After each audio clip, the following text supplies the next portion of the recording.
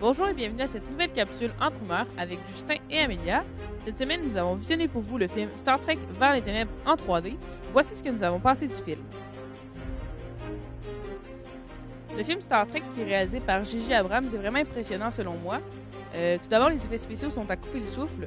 Tu te sens vraiment transporté dans l'espace comme si c'était dans leur vaisseau spatial avec eux.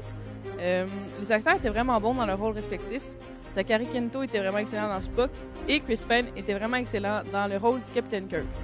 Le méchant dans ce film-là était interprété par Benedict Cumberbatch, qui a récemment joué dans le film de Steven Spielberg, Cheval de guerre, qui était sorti il y a 2 ans à Noël sur nos écrans.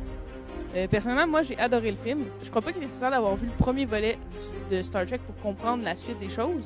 J'ai pas vu le premier film et j'ai très bien compris l'histoire. Le film qui est quand même assez long, qui dure 2h15, passe vraiment rapidement. Il n'y a aucune longueur, même que parfois, on a l'impression que le film passe trop rapidement. Je trouvais qu'il était facile de rentrer dans l'univers du film et qu'en très peu de temps, on s'attachait vraiment beaucoup aux personnages. Je vous conseille à tous de venir voir le film, vous n'allez pas être déçus. J'ai beaucoup aimé Star Trek Vers les ténèbres. Tout d'abord, je devrais dire que je suis un fan de J.J. Abrams, réalisateur du film, et que j'ai pas du tout été déçu de retrouver sa façon qu'il a de décortiquer l'intrigue et de l'alimenter en scènes d'action complètement surprenantes. Contrairement au premier volet, le film cherche moins à nous montrer des personnages en conflit avec eux-mêmes ou des héros qui cherchent à se définir par leur action. Toutefois, le personnage de Spock est celui qui se trouve sous la loupe et une grande partie de l'intrigue nous dévoile un personnage attachant. Ceux qui ont vu le premier apprécieront davantage le film car le scénario fait plusieurs références. Les aspects visuels sont à couper le souffle comme on s'y attendait, mais le point que j'ai le plus apprécié du film, c'est l'intrigue générale et les revirements de situation. J'ai été surpris à plusieurs reprises et c'est ce qui est le plus agréable de voir dans un film qu'on n'a pas nécessairement tout vu au cinéma. Je dis bravo à J.J. Abrams pour un film sans aucune longueur.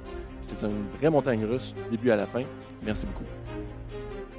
Pour les fans de musique, le Cinéma Carrefour du Nord vous propose 2 événements musicaux, dont Paul McCartney and the Wings Rock Show, présenté le mercredi 22 mai à 19h, ainsi que André Rieu, présenté le dimanche 28 juillet à 12h15.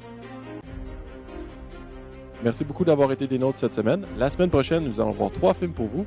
Lendemain de veille 3, Rapide et dangereux 6 en D-Box, ainsi que Epic 3D. Merci beaucoup et à la semaine prochaine.